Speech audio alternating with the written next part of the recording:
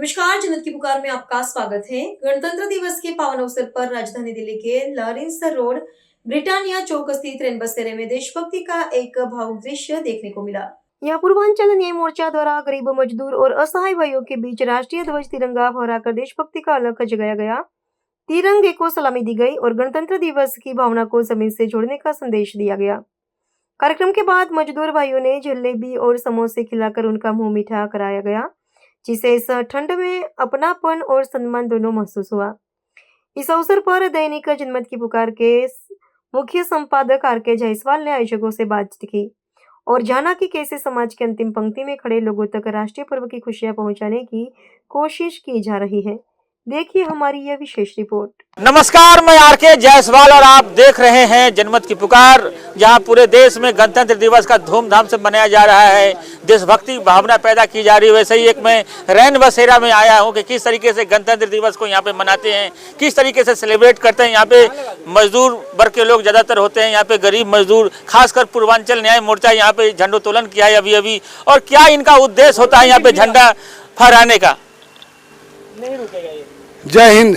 जायसवाल जी, सबसे पहले मैं आपको, आपके चैनल जनमत की पुकार को और आपके चैनल को देख रहे सभी देशवासियों की गणतंत्र दिवस की शुभकामनाएं और आशीर्वाद देता हूं। साथियों, इस स्थान पर पिछले 10-15 साल से लगातार पूर्वांचल न्याय मोर्चा की ओर से झंडारोहण का कार्यक्रम किया जा रहा है। चाहे 15 अगस्त हो या 26 जनवरी हो, तमाम इस तरह के राष्ट्रीय पर्व यहाँ मनाए जाते हैं। यहाँ ये वो स्थान है जहाँ गरीब मजदूर, शोषित पीड़ित पूर्वांचल के लोग, यूपी बिहार तमाम राज्यों से लोग इधर रोजी रोटी कमाने के लिए आते हैं। यहाँ गरीब की बस्ती है, झुग्गियाँ हैं, झपड़ियाँ हैं, किराए के मकानों में लोग रहते हैं, जिनको आम जनता से, आम समाज से पहुँच से दूर रहते हैं, अपनी रोजी रोटी में व्यस्त रहते हैं।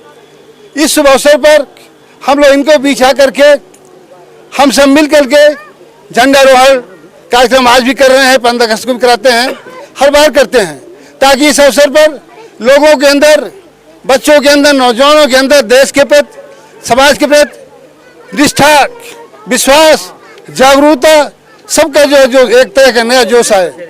इसलिए यहाँ बराबर संपर्क किया जाता है, संपर्क करके बुला करके संबंध कराया जाता है।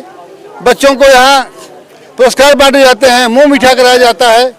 इस अवसर पर जो यहाँ हमारे साथीगण, हमारी संस्था के कोषाध्यक्ष भाई राहुल जी, आर.डी. सिकंदर अली साहब, अमित वर्मा जी, भोला राय जी, तमाम जो साथी हैं जो हमारे सहयोग करते हैं, हमारे दोस्त गोराम गोपाल जी, भाई अमृत जी, भाई सुरेंद्र जी, बंटी जी, और जो साथी हमारे हैं, हमारे अजय राज जी, अजय जी, शर्मा जी, अली विदौलिया जी, ब्रजेश यादव जी सहित तमाम रन बसेरा का पूरा स्टाफ जो हमारा बड़ा सहयोग करता है, सबको मैं धन्यवाद करता हूं सहयोग के लिए।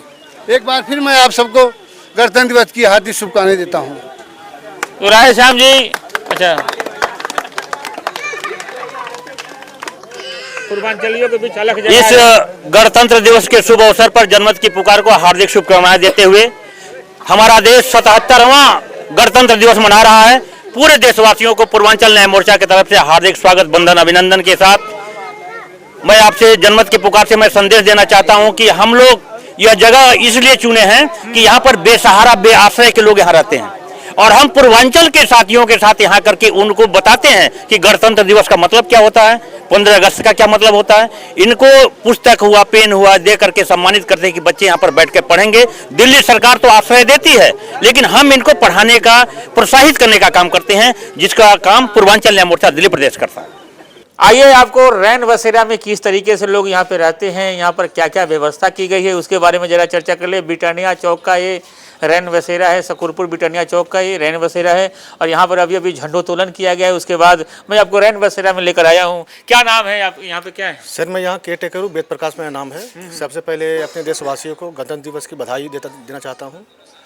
इस सर्दियों में खासकर क्या क्या इंतजाम किए गए हैं यहाँ पर? सर, सर्दी में हमारे पास इंतजाम है, लोग जो आते हैं उनके लिए कंबल का इंतजाम है, नहाने के लिए गीजर का इंतजाम है, सोने के लिए गद्दा है, कंबल है, और सर यहाँ सरकारी खाना भी आता है हमारे, और कोई दिक्कत होता है तो मेडिकल टीम आते हैं और हमारे पास जो थोड़ा बहुत दवा भी रहता है।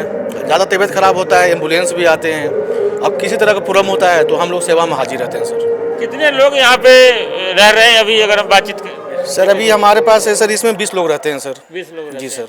कुछ लोग काम पर चले जाते हैं दिन में, कम से कम दिन में 10 से 12 रहते हैं, रात में सर फुल रहता है। 20 लोग रात नाइट में रहते हैं सर। खाने पीने की सारी व्यवस्था खाने की सर सुबह में, दोपहर में खाना आता है 11 साढ़े 11 बजे, रात का खाना आता है, सुबह में सर चाय या बिस्किट आता है सर। टीवी वगैरह भी लगा हुआ ये है? सर उन लोगों को मनोरंजन के लिए सर टीवी भी लगा, टीवी की भी व्यवस्था है, सारा व्यवस्था है सर।